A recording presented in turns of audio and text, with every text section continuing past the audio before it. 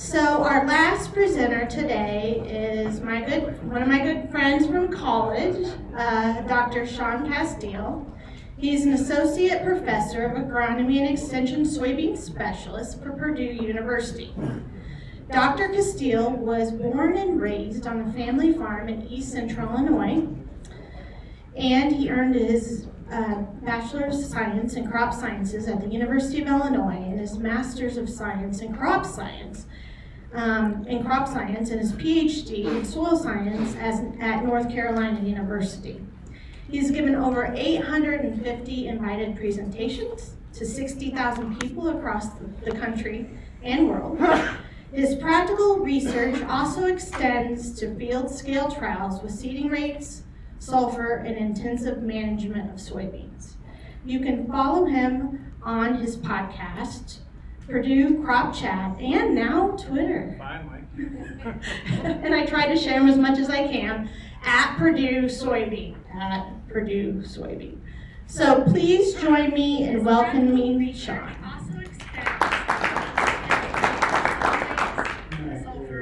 Appreciate the invitation to come talk with you guys. Yes, make sure I don't turn it off here. It's nice to come back to the home state, so always enjoy coming over here and having conversations. Good Stephanie and I have been long-time friends and haven't seen each other in years, many, many years, and so appreciate the opportunity to come talk and see you guys. If you haven't heard me speak before, I want a conversation. Clearly, I've got tons of slides, but I mean, if there's something on your mind that I'm not hitting, ask me, interrupt me. I want a conversation. So if you don't know that about me, that's me. I'm going to talk about high yield soybeans. I'm going to talk about the sulfur side of it and kind of expand upon that. So within here, how many are actual just soybean farmers? How many? Raise your hands out of 90. Okay. All right, and then we have agronomists, like company agronomists in the crowd. Okay. All right, and then anything in between. Okay, what's in between? Awesome. Okay, so we got a kind of pretty good split of farmers and agronomists. So that helps me. I assume everyone's Illinois.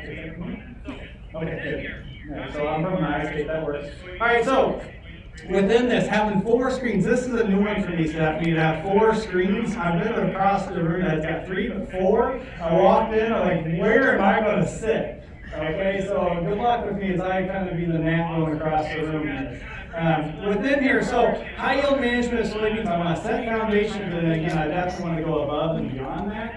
So when we look at something like this, these are yields, right? These are bushel per acre, so there should be some fun things that come out of this when you start to see 77 bushel beans go to 99 and 100 bushel beans. There's some fun things to talk about. Okay, so I'll get back to that. So just so you know, if the first few slides are boring to you, I have exciting things to come. Okay. So within that, if you're talking about high yield soybeans, what are some of the top management decisions that you're making or recommending? Say it again. Plant early. What's early? 3rd week of May. I was going to say, we don't have a talk then, okay? 3rd week of April. No, you're good. Sorry, I put people on the spot all the time, so you can leave the room after this if you're embarrassed. So again, I grew up in Illinois, and the mentality was, I think most of us have this appreciation, it was plant what first? And then whenever the beans get in the ground, hopefully by Memorial Day. But that has changed, right? So planting earlier, so 3rd week May, yeah, see, you got me doing it now, right? Late April, early May, that's a good spot. There's people that push it a little bit more. Planting date is huge on soybeans. We're going to talk a little bit on that, not a lot. Okay, what's another thing that you're looking at on high yield management of soybeans? Narrow rows, define narrow rows. Whoever said it. Say it again. 15 or less. Yeah, 15 inches or less. So I don't necessarily love drill beans, but the idea of it's about a canopy, right? That's the idea of what we're trying to do. We're trying to canopy. What canopy are we trying to do? We're trying to harvest sunlight, right? Transfer that over to flowers, transfer over to the pods, right? What is knee high by the 4th of July?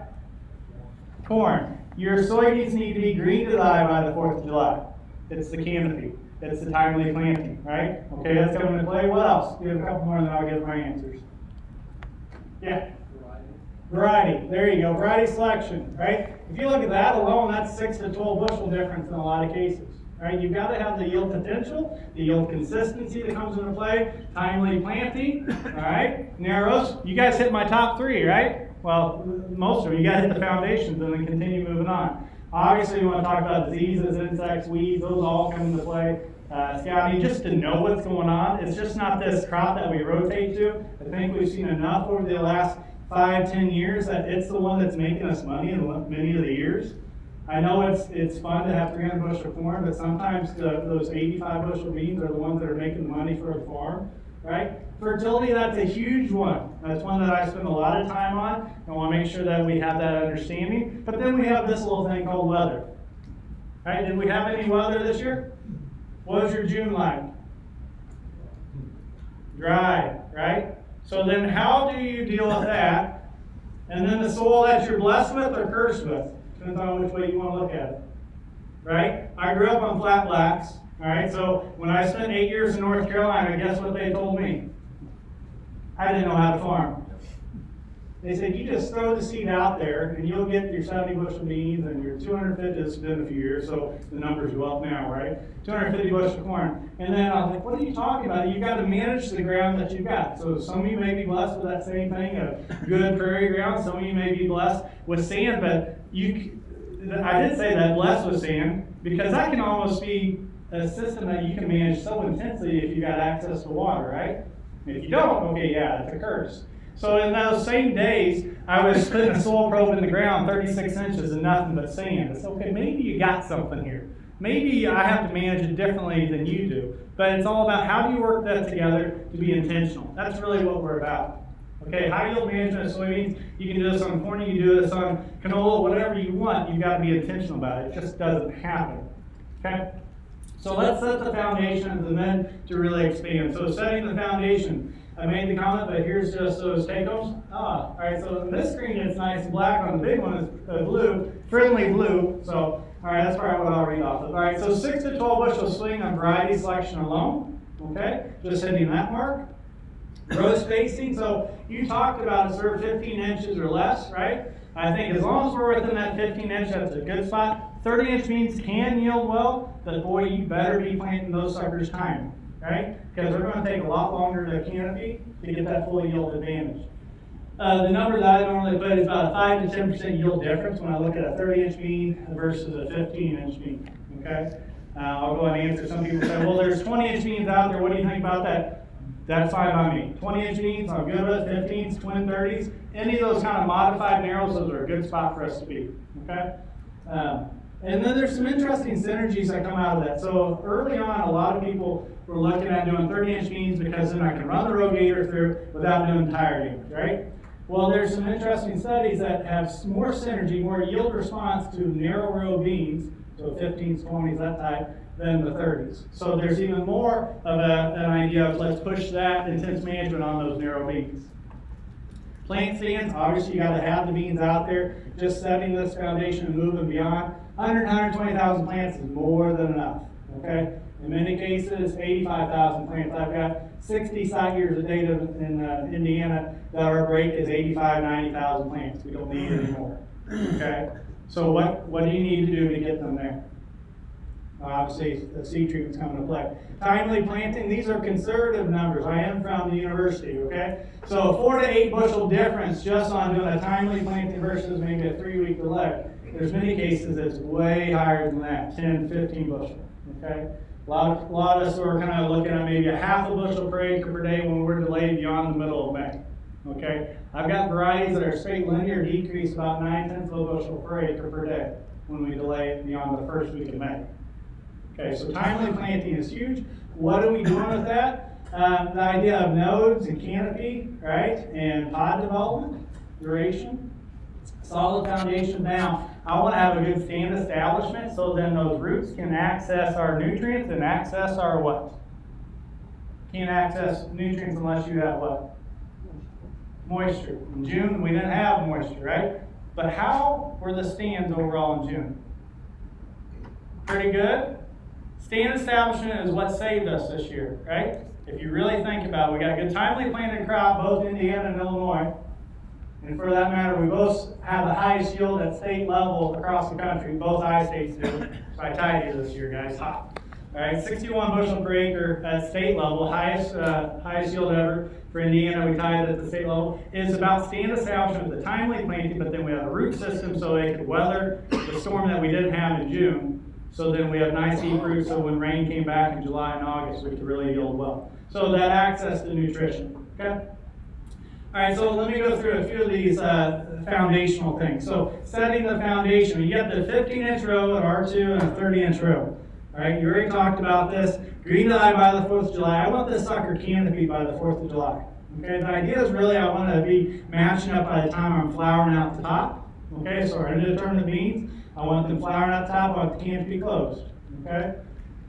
A lot of people might say, I want them flowering by canopy by summer solstice, which would be great. But I tried, I pushed, I've done March plantings. It's not a good scenario for us. For Georgia, okay, a little bit different. We've got a window where we can plant earlier. We've got enough growing season to really do that. If we're canopy by the end of June, beginning of July, that's a really spot on place for us. So if you were to look at the 15 versus the 30-inch row, how many more days is it going to take this 30-inch row to close? How many think a week? 14 days. 14 days. There 15. 20, 20, 20, 20, 20, 20, 20. There 25, 25. 25 days, guys. 25 more days to close. Loss of what? Photosynthesis, that canopy, right? You think about the June we have this year, it's probably more like a 30-day to close. Okay, losing out on that sunlight, losing out on the moisture, and guess what else is creeping up through that canopy? Our weeds, right? All right, so that's what we're talking about. Timely planted, narrow rows, get the stand established. A lot of these foundational things are an hour talk on their own. So if I get a little excited, sorry, I'll try to reel it back so that I only talk the 2 minutes on the slide instead of the 1 hour. Timely planting, this has been huge for soybeans, okay?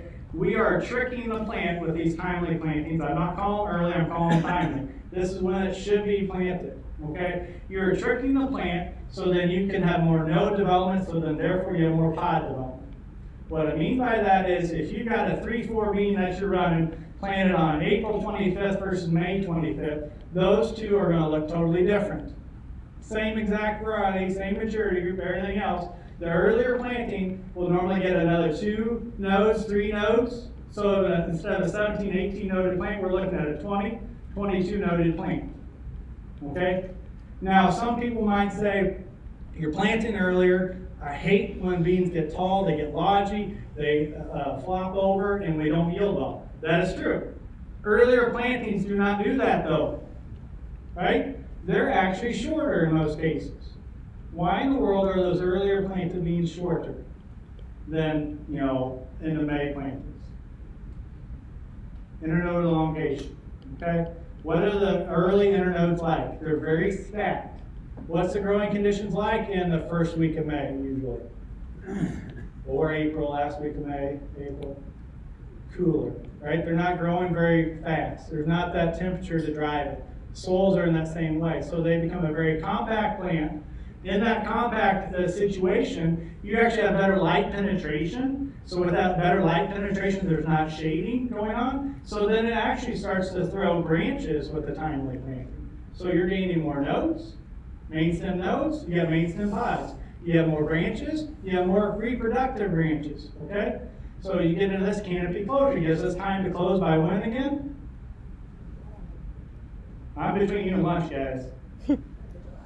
By the 4th of July. By the end of June, early July, I want that sucker canopy. Timely planting is going to get you there. Reproductive duration. We're actually going to be in seed fill longer with the timely plant, same variety, than we will with the late planted bean. Okay? So all that comes into play. Again, the general sweet spot, late April, early May. And again, I made this comment already, 3/10, 4/10 of a bushel per acre per day in that mid-May and beyond. So if you look at that 10-day window, that's easily going to get you in that 4 to 8 bushel yield loss, okay, of potential. Okay, so earliest plantings on record. So I went back with the year that we had a very timely planted crop. You guys did as well. And so here's just Indiana data. So 5-year average in terms of our planting progress. So here's some of the other years that we've had, 1988, 91, 2012, even 2012 even faster pace, right? So you said late April, and I've got even more out there earlier. But you got to have what to really get the full potential? The rest of the season, the water, right? What's similar about 1988, 91, and 2012? Drought. I remember 88 as a kid, right? Drought. And then you've got 2018, 2020, 2021, and I put in 23 as well. Also fastest. So these 7 years are the fastest planting progress that we've had in Indiana. So you either have the drought, okay, or you're going to have the highest yields ever. That's the scenario. You're going to get this painted, so then you've got a scenario where you got yield potential. So in 88 to 12, we were anywhere from 12 to 30% off our yield trend. Versus 2018, we broke state record. This is Indiana data. So then we were at 9% above yield trend at 57.5. 2020, we did again. We broke another record, 10% above. 2021, we broke another record. Guess what? 2023, we broke another record. Okay, at state level. So this timely planting is a huge deal. And again, I appreciate you saying it, but I just want to just beat the dead horse. We better be planting these suckers timely. Okay, if you want high yield potential, you got to get out there. In fact, I think the message has been so clear. There's a lot going on here, but just concentrate on this first column of all this heat map. Okay, this is relative to corn. Okay, so the years 2010 to present. All right, when half the crop was planted. So when the corn was planted in 2010, beans were planted 30 days later. That's kind of an anomaly. Let's go 2011 to 2016. We were about 10 to 14 days later. In other words, corn was planted first, and about 10 to 14 days later, we were getting around to doing soybeans in 2011 to 2016. And then finally, we hear the message in 2018, now we're within 4 days. We're within 5 days of corn. Okay? Those kind of ring a bell too, that those were also our what? State record. So it's not just planting early, it's planting when field conditions are fit and timely, and planting them before the corn. Okay, or at least at the same time, okay? Because corn's a diva, all right? It just needs perfect conditions to get a nice uniform stand. Soybeans can kind of go through and work through those rough situations. Obviously, fungicide seed treatments need to be in play here if you're thinking about this. 2022 and 23, we're right on top of each other. Corn and soybeans are planted at the same time at the state level. More times than not, I do have our farmers are planting beans before corn.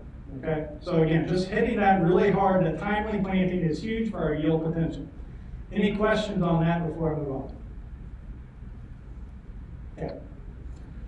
All right, so now I want to expand. I've hit the foundation. I want to go beyond. There may be a few in this crowd that get this joke, and there may be a few that don't. Okay, I see a few smiles. I do appreciate that. All right, so we're going to expand. We're going beyond the frontier. And so back in grade, so I think it's 5th grade for me, we had Oregon Trail. Anyone else have Oregon Trail? Okay, yeah. And I went online to find pictures of this, and I couldn't find. Okay, I'm so old that mine was just a black screen and green. Anyone have that one? Help me out. Make your brother feel better. Okay, good. All right, but the only ones I could find had a little color to it. So you have the Oregon Trail, right? And what did you do as you were going across? You hoped you did not have dysentery, right? Right, so eventually you're going through, you're making these decisions as you're going across the Oregon Trail, get food and everything else. I found it interesting. I'll go back. April 25th, 1848, it was cool. Well, health was good, right? That's like our planting conditions. They're cool, but we're all right. We're going to work through it. All right, so we're either going to do the Oregon Trail, or I was giving a talk in Kearney, Nebraska a few years ago, and their kind of expansion going west. I found this picture and took it. I thought it was kind of interesting. Old kind of any kind of automobile can go from New York to Chicago, but west of Chicago, the real trip commences, and that's where we became pioneers, right? That's where we're going to push things beyond. So that's where we're going now. I've set a pretty good foundation. Let's go beyond. Okay, that's where we're going. All right, so Stephanie already made the comment about sulfur, so that has been a big part of my work in the last 5-6 years. And here's kind of the history and the whys of this, okay? So Clean Air Act 1990, all right, what did that do for us? Reduce sulfur emissions, right? Good thing, I don't want to have the truck repainted every 3 years because of acid rain. So we don't have as much sulfur being deposited for free. All right, you got scrubbers that are coming into the industry, and so you get into this. So within the Midwest, right, The I-states, let's go to Indiana first. We're upwards of 15, 20 pounds of sulfur being deposited. Illinois was maybe only 12 to 15. And then by 2015, we're less than 5 pounds of sulfur being deposited. Okay, so we've lost out on 10 to 15 pounds of sulfur now every year being deposited. Okay? When you think about this normally, all right, the ones that really crop to the top is going to be a corn and a wheat are going to be the crops that you really think about. Soybeans really never came up on the list until the last few years I've been looking at them and stumbled across it quite literally. Okay? So let's get into this. So here's the situation. We've got the one on the left, highlighter green, and there was field after field like this. Highlighter green, the whole field. And anyone sell varieties? Right? There's going to be some varieties that just look like this. And there's some varieties that look like the one on the right in the same variety trial. Right? So I didn't really think anything of it until I tried to do a rescue study where we had the opposite June. We had 20 inches of rain in the month of June 2015. And so everything was saturated, so I was trying to bring it back to life. And in that is where I stumbled across, and so where we've got some pretty good responses to sulfur and no sulfur. All right, so this site, I call it my sulfur playground, okay, across Indiana. That's a black sand, sandy loam type field, 2.5% organic matter. By most traditional agronomy 101s, this should be a decently responsive site, okay? Here we've got the highlighter green. Okay, so the sulfur, right, is helping. It helps in a number of ways, but in particular, it's the nodulation that I want you to think about in the nitrogen supply, okay? So that same field, that same treatment's later in the season. So here's September 7th, right? The untreated control. What do we already see? Leaves are starting to senesce, starting to drop down. The ones on the right have the 20 pounds of sulfur up front. They have nice dark green content, okay?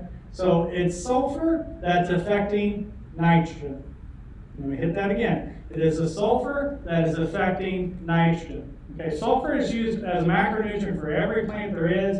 It helps with nitrogen use efficiency in corn. It's very critical for any crop, right? You think about some proteins and enzymes and all that, but in particular, it goes to another level with soybeans. And here's what I'm talking about. I think the picture does it more justice. So the one on the left is going to be 20 pounds of sulfur up front, and look at the roots, and look at the nodules.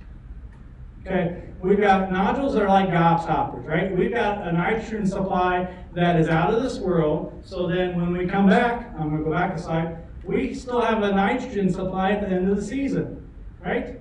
Versus, let me switch it again, the one on the right, untreated control, hardly any nodules, right? So you don't have what? Good nitrogen supply. So by the end of the season, let me go back again, you're already senescing. Okay? So that's on a field that's traditionally going to be short on sulfur, going to be short on nitrogen. Now, there's not every field that's like that. So here's the case of, okay, there's going to be those traditional low organic matter soils, there's going to be coarse texture soils, those are the ones I want to look at sulfur. But what about, I got a good prairie dirt, Shaun. You know, do I need to mess with this? Well, yeah, there's some situations that this is showing up too, and it's kind of fun. So let's get into that. All right, background. So this will kind of tab through and give you a good kind of, here are the points that I really want you to understand. When we look at sulfur supply, roughly 3 to 4 pounds, it's probably more like 2 to 3 pounds of sulfur can get mineralized per year, okay, from each percent organic matter, okay? So if you run a 4% organic matter soil, how much sulfur are you going to get from that? Okay, did you guys go to ISU or U of I or SIU here? Come on now. 12 pounds, right? So we're looking at 4 times 3, so that's the area that we're going to be. So that's not bad, but that's over the whole year. That's not right when the crop needs it. That's over the whole year, so hear that. What about the plant residue? All right, is that doing something to mineralize or immobilize it? Okay? What's that nasty crop that we rotate after? I hit corn a lot, just understand that, right? It's fun. So we rotate after corn, right? Primarily. And so that's got a lot of what? A lot of biomass, a lot of carbon, right? So then let's put this in a situation. Most of us probably have an appreciation for a carbon to nitrogen ratio when we think about a nitrogen supply. How many have ever heard of a carbon to sulfur ratio? Okay, got a few. Not many, but I think that's the thing that we really need to start looking at. So carbon to sulfur ratio in the residue, if it's less than 201, 200 parts carbon to 1 part sulfur, it's going to mineralize that sulfur and become available. Versus if we've got something that's over 400 to 1, we're immobilizing, okay? We're not having the sulfur become available. So it's being tied up. If sulfur is being tied up for soybeans, what's that affecting again? Our nodulation. If it's affecting our nodulation, it's affecting our nitrogen.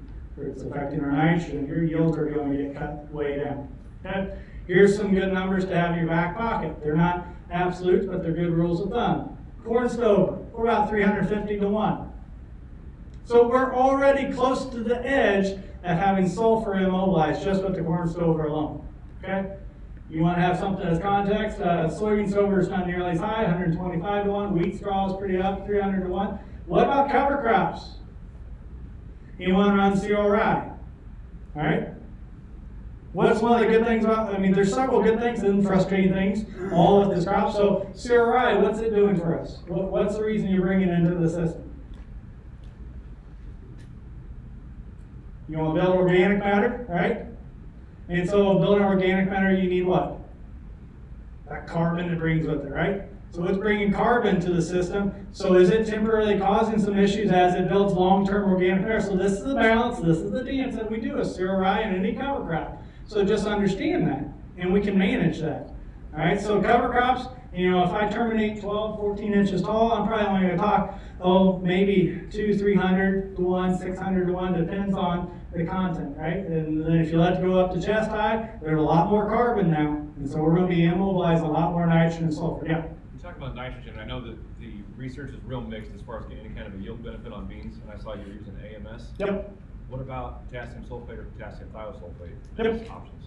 Yep, so he basically wants me to actually get the data and the results. So yes, I appreciate it. It's like, all right, stop talking, give me background. I'll get to that. Okay. So in this doing my job of trying to get a background, maybe I'm long-winded. How much sulfur do we need? And I will get to the fertilizer choices on this.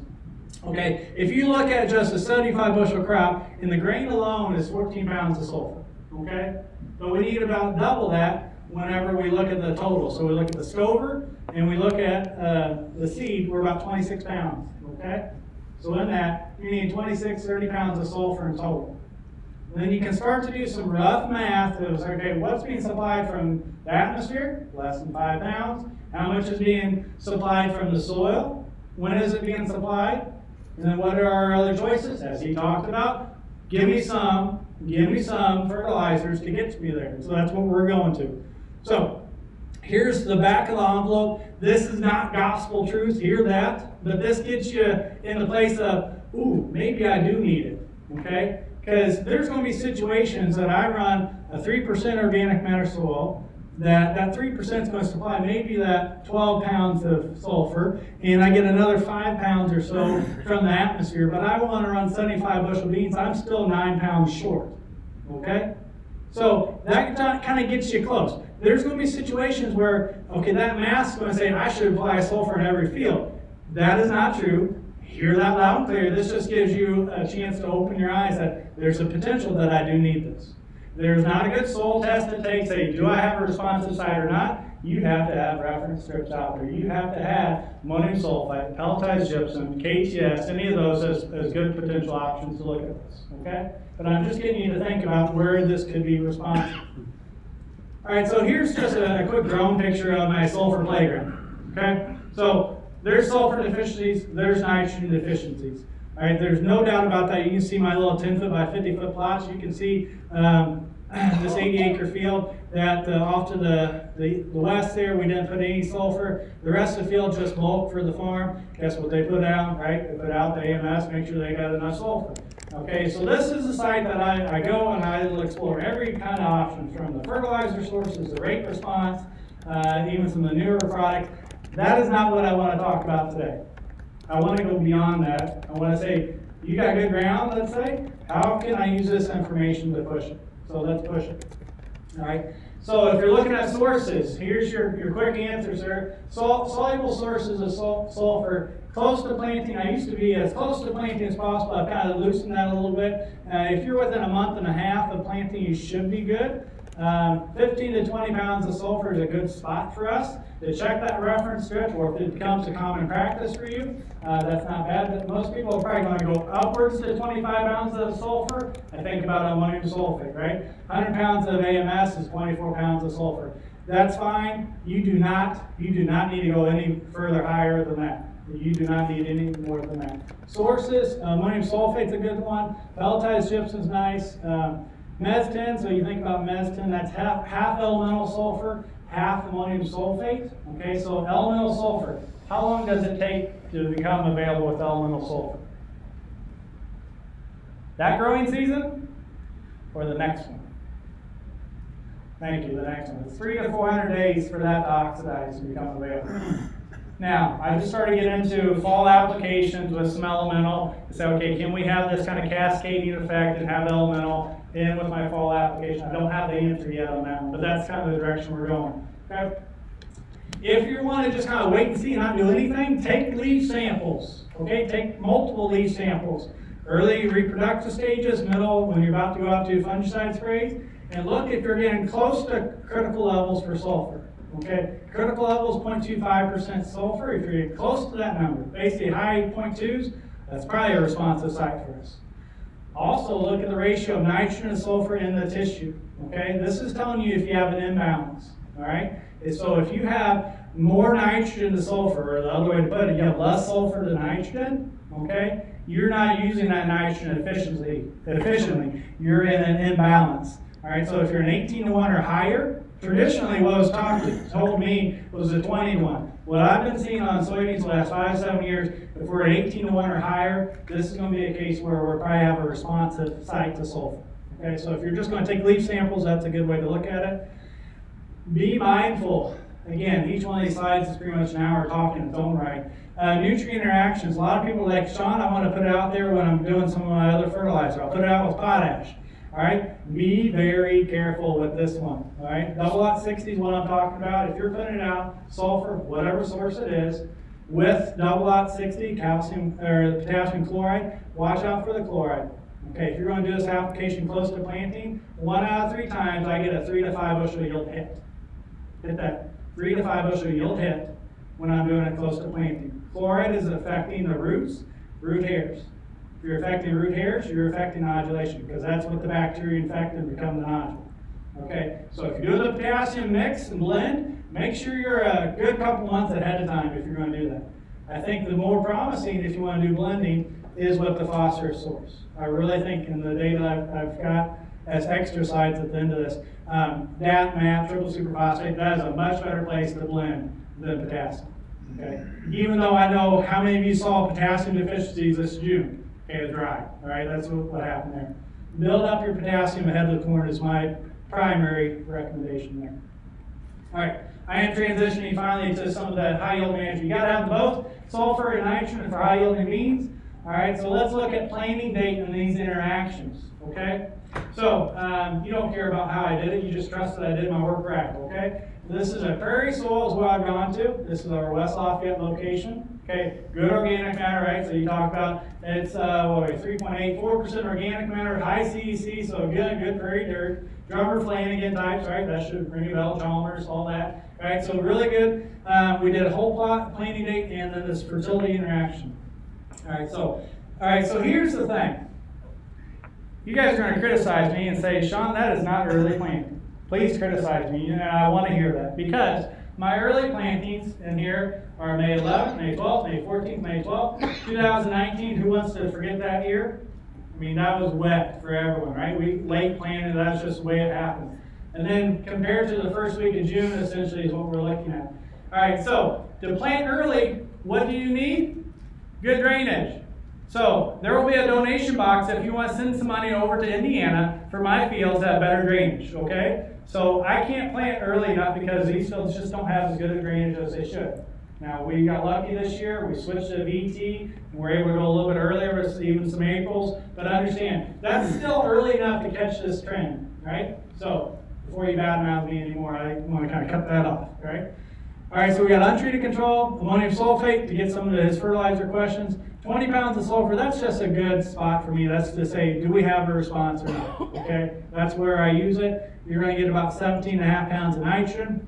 Ammonium thiosulfate, so that's going to be the liquid version. We're going to broadcast it across the ground, add about 7 gallons of water, get it up to 15 gallons per acre before the beans are up. Okay, that is not with any herbicide. Here, that is just a nutrient solution alone. Pelletized gypsum we brought in, so calcium sulfate, 20 pounds of sulfur. And then some people are saying, Shaun, it's got to be the fertilizer nitrogen. It's the nitrogen. And I said, all right, fine, I'll bring in a component that has sulfur and nitrogen alone. Okay, so within this, the nitrogen sulfur, number of years, so either AMS or gypsum plus urea, so we had 40 units of nitrogen in total, and then urea by itself of 40 units. Okay, makes sense before I go into data? Okay. All right, so 2018 was our first year doing this on a prairie soil. Again, hear that. So we have planting date, early planting date up on the top, late planting date on the bottom. We still have the fertility regimes here on treated control, 62 bushel beans, and we're getting in 7 to 9 bushel. Okay, 7 to 9 bushel with AMS, ATS. The nitrogen and sulfur was upwards of maybe a 12 bushel response. So on a soil that you would think, a prairie soil, you should not see any sulfur response, right? Should not. Late planting, 5th of June, 59, 60, 61. No differences, okay? Same exact soil, right next door, no differences with that fertility tree, okay? So start thinking, I'm going to go through about 5 years of data, but I want you to start thinking of why we see it on one set but not the other. Okay, May 12th, planted 7, 9 bushel upwards to 12 bushel. 2020, read that number. 62 bushel beans go to 80 bushel beans. 18 bushels. Insane numbers to see this, okay? I looked at this about 500 different ways to say what data did we screw up to get an 18 bushel response in soybeans. We did it, okay? But that same set of fertility treatments on a late planting, 60 some bushel beans, not a bit of difference. Okay, you look at ATS, looks pretty good. I brought in pelletized gypsum in that year, 75, not bad. Nitrogen and sulfur, 83. Okay, so very, very responsive. And then I started to bring in urea by itself. 2021, we're in the order of a 5 to 7 bushel response. Again, first weeks of June, nothing going on here. 2022, just to kind of get to the end story here, right? We're 8 to 11 bushel response with the timely planted bean on a prairie soil that by all rights should not see a response, okay? With the late planting, there was no fertility effect, okay? So why? Why are we having this effect on the same soil? Mineralization, because of what? It was cooler with earlier plantings, right? So we have limited mineralization, limited supply of sulfur, probably and a little bit of nitrogen from the organic matter of that soil because it was cooler. Versus the first week of June, soils were much warmer, microbial activities churning, right? We have no issues there, okay? And it is. Here's, I just got our weather station data.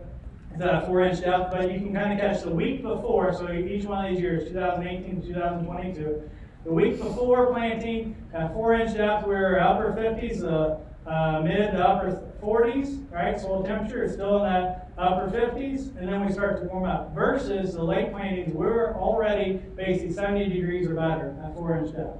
Okay, so again, backing up this thought process of, okay, we have cooler soils, we're having limited mineralization, and so then we need the sulfur. So then we can have good inoculation. Yes, sir? This is conventional tilled ground, so this is chisel plowed and then work twice and once or twice in the spring. So the fertilizer would be? No, on top of the ground. I actually prefer on top of the ground. So the question was about tillage and the fertility application. So all these years that you have right here are all conventional till. Fertility was applied right after planting, and rainfall works in. That's the only way we do it. It's all about, I think, location, location, location. I want that sulfur available for every root of that soybean. And so I'd rather have the water work in with a soluble source. And then Stephanie already put this picture up. I'll bring it back up. Now this year, 2023. All right, so we're seeing the response again. I was actually able to plant in April, finally, thank you. April 18th was this comparison. So, picture was taken end of August, all right, untreated control. This is on my prairie soil, guys. Okay, R3, so you take a leaf sample, are you close to critical levels, R3? What growth stage is that, by the way? First pod, thank you. All right, we'll come back for the growth stage talk next week, okay? Supposed to be a joke, thank you. All right. All right, within here. So R leaf, R3, all right, 0.26. So we're close to critical level. We're not truly actually deficient by strictest definition. You're close to it. So that's why I say if you're in this upper 0.25 to upper 0.27, those are going to be responsive. The nitrogen and sulfur ratio, we were 19-1. We were imbalanced. Versus right next door, I mean literally a foot away, these are 10-foot wide plots. All right, R3, we already applied the sulfur up front at planting, 0.3%. Okay, nitrogen and sulfur ratio, 17-1. Okay, so you should see a very striking difference. What do you think the yield difference? Is there a yield difference between these two? Yeah. All right, so how many think, after all, whatever I share with 4 or 5 years of data, how many think it's at least an 8 bushel difference? Yeah? How many think 10 bushel? 15 bushel? 20? 22 bushels, guys. Here's what I'm looking at right here, the beginning slide. So we run from 77 bushel beans on that untreated control, April 18th. AMS, 99 bushel. ATS was not included because we were having planter trouble, so we were barely able to get it planted before rains came in, and I wasn't able to get it sprayed, so just understand that's why the ATS is not on that one. But we were able to get AMS spread, pelletized gypsum, 99 bushel. Pelletized gypsum plus urea, 101 bushel beans, okay? So you might catch a few ticks of a bushel or two with the nitrogen. It is a sulfur effect affecting nodulation. Now, if you want to have fun and just go for the highest yield, not worry about profit or anything else, yeah, you might want to throw some nitrogen out there, but that's really not what's causing this. Go back to the gypsum, you go back to the AMS, those are the ones that are playing. Because look at urea by itself. 40 units of nitrogen, 80 bushel beans, by all rights, are not different than untreated control. Okay? And then you go to the May 12th, which was kind of my normal, timely planted, right, over the last 4 or 5 years. We are still running from 75 bushel beans to 90s. Okay? So sizable yield difference when you think about that, 15 bushel responses. Okay? I'll make the comment on ATS, about a 10 bushel. That one's kind of been a hit or miss for me, whether it's going to be the top tier sulfur source. It's not a bad one, but it's not always the top for me. So usually if you want to look at this, you want to play this game, or at least experience it if you've got fields that are responsive, because not every field is. Ammonium sulfate, pelletized gypsum are probably the two best sources to start with. If you want to run Meston, that's fine. If you want to get out some phosphorus, again, you want a price point, that's your decision. But those are the ones that start with. ATS is still not a bad one. Okay? Yes, sir? How late do you apply sulfur Okay. The question was, how late can I apply sulfur and get the response? So this response is, the sulfur is affecting what in particular, guys? I'll use a crowdsourcing answer here, okay? Nodulation. When do you have nodulation? As soon as you have root hairs or bacteria infecting them. So the earlier you can apply it, the better, okay? You can still get a response if the field is a responsive site, so here are those caveats. V2, V3, V4, you're not going to get the same size of a response. Okay, it's because you're losing out on some of the early nodulation benefits. You'll probably still get a little bit if it is a site or a condition that responds to it. But by and large, I want this applied planting or before. But you can get away if you said, I want to plant timely, that should be your primary. Secondary is that I can get sulfur out by V2, I'll be fine. Okay, yeah. sulfur affecting the seed size? Is that what you're doing? Yeah, so the question was, where is this coming from? So what you're gaining here, you've got all that leaf retention. You remember seeing that picture? And so you got more pods and you have bigger seeds. So then it's the combination that we're holding on to a few more pods and we're making those seeds bigger. So yes, the combination. And oh, by the way, if you have any quality or protein benefit, we're usually about 1 to 2, sometimes 3% protein increases on the absolute. Okay, you had a question? Any plans to test KTS or potassium sulfate? All right, so potassium sulfate, I have looked at potassium sulfate, not in the upfront, but I have looked at potassium KTS in the starter with ATS, and they do, both of those do well. KTS and ATS in the starter, a 2-inch band off to the side, up to 10 pounds of sulfur, you don't need to go any higher. It is still not as good as a granular spread of AMS or pelletized gypsum. about broadcast potassium sulfate? K-Mag has been second tier for me. So I haven't done anything on the prairie soil. On my sulfur playground, I looked at K-Mag. It has been a second tier responder. So it still has an improvement in terms of our yield response, but it's not to the same level as ammonium sulfate or pelletized gypsum. What about a straight K2SO4? I've not looked at that one yet, so I can't answer that one. Okay. So thank you for keep on probing to get all those Sorry. scores. No. Because we need potassium too, right? Yep. You're getting two things you need here. Yeah, I think that's not a bad play, especially whenever I've already made the comment that if we're using KCl blended, we're going to get the chloride issue. Okay. So potassium sulfate by itself could be. I have not looked at it in that way. From the YouTube chat, what is the NNS product that you're referring to? So the NNS product, so in this particular set, this is where we brought in pelletized gypsum for the sulfur source, okay? And then the nitrogen source is going to be urea on this one. My early years, I did a combination of ammonium sulfate and then bring it up to so you got 17.5 pounds of nitrogen, then add in the gypsum or add in the urea to get up to 40 units. But usually it's going to be a soluble source like gypsum plus urea. Okay. Good. Other questions? Again, this could be hours on this. All right, so I'll summarize this. This fertility interaction, planting date about this cooler soils mineralization side of it. Anything that's affecting sulfur availability is what I'm driving at. I use planting date as this idea, but what are some other situations that are going to limit a sulfur availability from your soil? Planting earlier, cooler soils. What other conditions? I hinted at them earlier. Wet, good. What else? Was that what your comment was, Chris? Yeah. Go back to your carbon sources. Okay. Anything you're doing no-till versus this, right? So that anything that's going to tie up that sulfur, right? Fertility did not affect sulfur. Fertility did not affect the late plantings. So again, the conditions are key that are affecting the mineralization of that organic matter, as well as nodulation and fixation. Okay. And I always do this. I have way more slides than I have time for. Other questions? Because I can keep on going for a while. I got 10-ish minutes, I think. Okay, I'll get into some more fun interactions.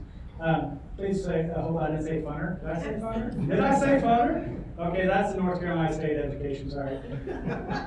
No. All right, so within this, I get excited, guys. Call me out on it. It's actually Stephanie's influence. She is not in the Nokomis area. All right, so 20 pounds of sulfur, yes, no, and then we brought in some foliar protection. Okay, these interactions, these are done prophylactically. So we got fungicide by itself, insecticide by itself, and the combination. We did Preaxor in 19 and 20, Revitec in 21 and 22. I actually do applications R4, early R4. A lot of the industry does more R3. I think there's more benefit personally out of R4 applications early. Some of our work in terms of pod development and seed fill is a lot more going later, so I want to protect that. And so that's where I've gone with my applications and recommendations. So here's some interesting interactions. So in this prophylactic way, so just follow me here. You got no sulfur column. You got the fungicide, insecticide, or the combination. So with nothing done, 67 bushel beans all the way down the line. No differences. When we had sulfur as a base, okay, you might say I gained a couple bushels in the 2019 year, but not a whole lot. But what's interesting is when you had sulfur as a base, plus the insecticide applications, now we're looking on the order of a 7 bushel response. Okay, so think about that. Again, the sulfur that's affecting nodulation is affecting leaf retention. Now you're doing something to protect what? The leaves. And again, I go to the pods themselves. Okay, that we're protecting those pods. So then instead of losing a couple pods, we're retaining those, and we've got the benefit of the extra nitrogen supply. So then we can start to really get the photosynthase going over there. So that's the streamlined process of this. So that's 2019. 2020, just to show that I don't always get yield results that are positive or any results, right? So just to hold me true, there's nothing going on in 2020, but understand why. Okay, this is on prairie soil. So no results, no differences with any of the fungicide and insecticide with sulfur or without, but it was planted late. So again, hope you learned a lesson on the planting date interaction. When we planted late, we didn't get the benefit out of it. Okay, so I think there is a lesson there. So now let's go to 21. we go and we gain upwards of 8 bushel with the sulfur application from nothing to pre-AMS. We actually did V4s. I answer your question, sir. And then you look at these fungicide and insecticides by themselves, nothing going on. But boy, when you have that as a base with the sulfur plus the fungicide and insecticide, we're gaining another 4 to 6 bushel. Okay, so it's becoming, now it's a system. You're planting timely. All right, do I have fields that are responsive to sulfur? So you got to test for that. And then if they are, there's some interesting synergies out there whenever you look at an R4 type application with the fungicide and insecticide. I dare say it's actually more of the insecticide than the fungicide.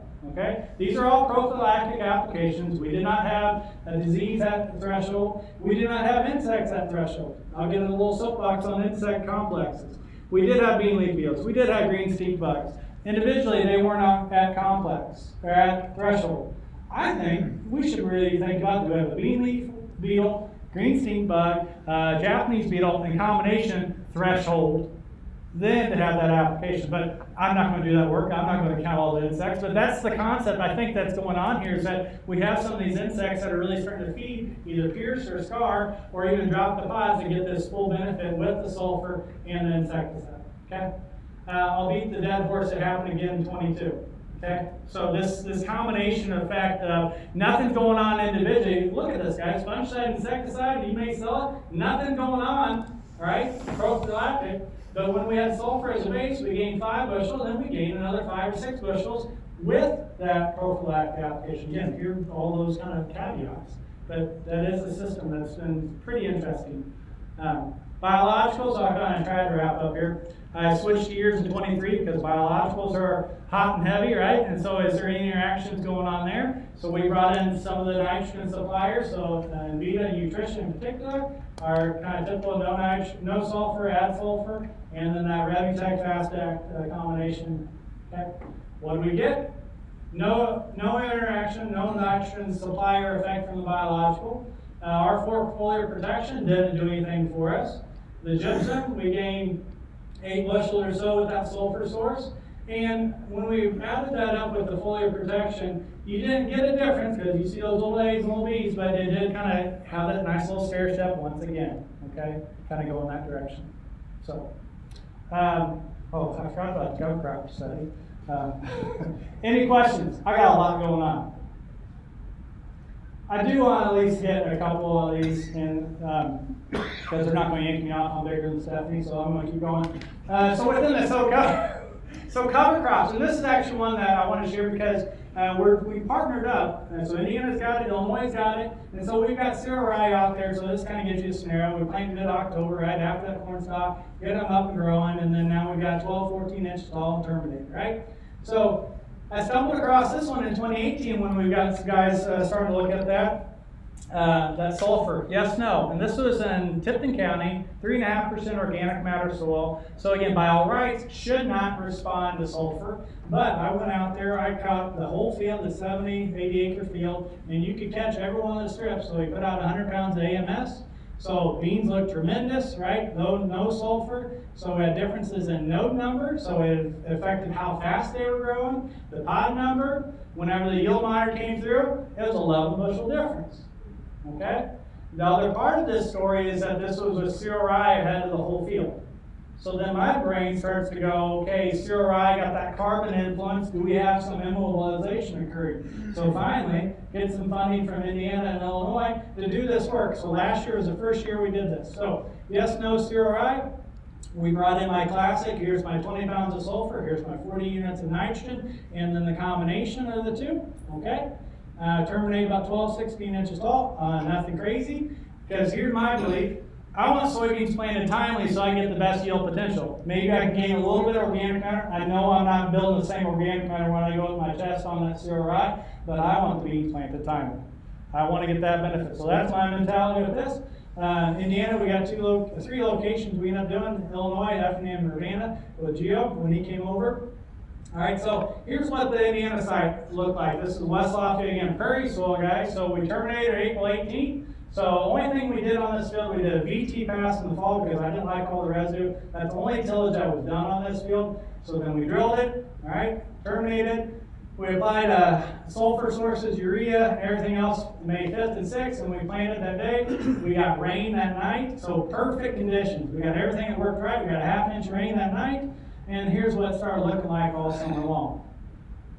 So you've got what you guessed in here. Nitrogen and sulfur deficiencies showing up in which plots?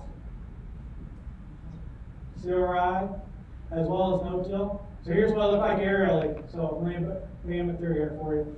So I'll go to center so then I'm concentrating here. So we've got, let's go CRI. CRI right here, right? No fertility added. So highlighter green, they were nitrogen and sulfur deficient. When we added in the gypsum, so sulfur source, we brought it back, okay? When you look at CRI with just urea, just nitrogen, that didn't do it. Again, so the idea of what's really going on here, that CRI is immobilizing the sulfur, that's affecting our nodulation. So we were able to overcome it. What's interesting also with this is the no cover, no fertility. Again, we were dry, so we kind of exacerbated, the season exacerbated this. So we actually had some nitrogen and sulfur deficiencies. I'm going to show you multiple ways with that. Some nitrogen and sulfur deficiencies there. Then you bring in no cover with gypsum, nice dark green. So what did it mean at the end of the day? End of the day, we were running 61 bushel beans, no cover, no fertility. The CRI, no fertility, we got about a 6 or 7 bushel yield hit. Okay? 6 or 7 bushel yield hit. All right? We added urea. You might think about getting a few, but here's the fun part of this. All right? The no cover gypsum, 71 bushel beans. The CRI gypsum, 71 bushel beans. We brought them back to life to the same yield level. And then if you really want to kind of put some more to it, we put the urea and the gypsum, 74 bushel beans. CRI, urea, gypsum, 74 bushel beans. So we brought them back to life. Okay? So again, there's systems you got to work through. So CRI is a system you got to work through. And I think that we can really push it. But if you're just putting the CRI and saying all the beans can handle it, you better be thinking that one over again. Okay? But you can manage your way out of that. 71 bushel beans, let's look at that. Right? 15, 16 bushel response. You're looking at a 20 bushel response. 54 bushel beans to 74. And that trial is 30 foot by 700 foot plots. It's field scale. Okay? It's not my small plot stuff either. So if you're saying, oh, that's just a small plot crap. No, it's field scale. Yield monitor data. Okay? Here's the final thing. Timely planting is foundational for us. I think there's opportunities for nitrogen and sulfur. Field conditions that affect sulfur availability, so whether that's earlier planting, cover crops, no-till conditions, let's look at those as opportunities to really push it. And then look at some potential synergies whenever we have a sulfur as a base and some of those foliar protection that comes later, maybe a little bit more so on the insecticide, pod retention, and pod fill. So with that, happy to answer any questions. I want to thank Indiana, I want to thank Illinois, United Soybean Board for their work that they've supported. Follow me on the Purdue Soybean podcast. A lot of fun. We do that every couple weeks, so you can find us anywhere there. And I think they added a slide. Oh, not that one. Oh, there we go. That one. So, questions? Wow. I hit you with a lot, don't I? I want you to really earn your keep here with what data you're getting, right? What recommendations? So, yeah. I've been applying the ATS with the herbicide, Yep. incorporating the tree. Am I losing that much by doing it? Would it gain that much to go post, as far as with, post sulfur? When I say post, I mean post plant. Yeah, I understand. So the question was, he's mixing ATS with this herbicide and incorporating that, and so he's wondering if there's some loss there. Instead of incorporating that, he should put it over the top. ATS has just been a finicky thing for me, and so I'd say you might actually be better in some cases incorporating it. I just haven't looked at a broadcast spray, the ATS, and the broadcast and incorporated, because I think we get kind of the ATS sometimes in the broadcast spray is getting tied up on the corn stalks, and we don't have enough rain to work it in. And then usually you think about the thiosol part of that. It takes 2 to 3 weeks for that to oxidize, become available. So I dare say in your situation without any data to back it, I say stay with what you're doing. Okay, because I think that incorporation with the ATS in particular, and in my so-so responses to ATS. I think it's actually put in a better place to have soil moisture, to have it available, to have oxidation occur for that particular fertilizer. Shaun, I wonder if you had 5 years or more of cover crop, if it would be a different result. If we had 5 years or more of cover crop, so basically you're saying if we're getting into maybe a shift in biology and microbial activity, would there be a change? I mean, I could say yes, sure. I think there's got to be some level of microbial change. I don't know whether those are going to bring in, think about those that are going to mineralize sulfur in a way that's going to become available. I just don't know that one. I would sure hope that, again, I believe in the system in terms of building organic matter, have more organic matter soil that's got to have some good water holding capacity, fertility, retention, all those kind of things. Now, whether we're still going to see a sulfur immobilization out of that, I dare say I think we still will. And another question on strip till, what are you doing in terms of evaluating the same kind of a program versus conventional on strip till, where you can put more fertilizer in the bed? Okay, so the question was looking at strip till versus conventional till or no-till and that fertility application. Strip till is nice because then you can kind of do that one pass, right? And if I'm reading your question correctly, the idea of putting the fertility in the band below, I think that's a nice idea. I really question the sulfur side of it because of location. And what I mean by that, we've started to do this in the greenhouse, but not enough work on it to basically say, if I've got that one root attached to a sulfur supply, is that enough for that whole root system? Versus, do I need the sulfur in all of the distribution of the roots so then I can have the cofactor for nodulation? Based on my starter work, so I've done 2-inch offsets, single and dual, HS, KTS, K-fuse, versus some granular. The granular is still winning out. So my gut, without having that strip till recommendation study, is that we still need the sulfur and over-the-top type application. You think about something like, you go back to corn. Corn has access to it, bam, you're good to go. But I go back to we're affecting nodulation and the bacteria. We've got to have the sulfur distributed. That's where I'm at on it. Yeah. From YouTube, someone says, I've heard that U of I's fertilizer rec had phosphorus higher and potassium lower, and heard Purdue always had potassium higher and phosphorus lower. Can you talk to that? All right, so we're going with the U of I Purdue debate. Sounds good. Let's meet at the beef house. Okay. So within that, I haven't looked at. I'll answer the question later, so I'll do it, but I'll repeat it for everyone. Basically, that we had a lower phosphorus number and a higher potassium number versus U of I had the opposite. And so I'd have to go back. I don't remember that being the case. But here's my answer on just both of those nutrients for the crop itself.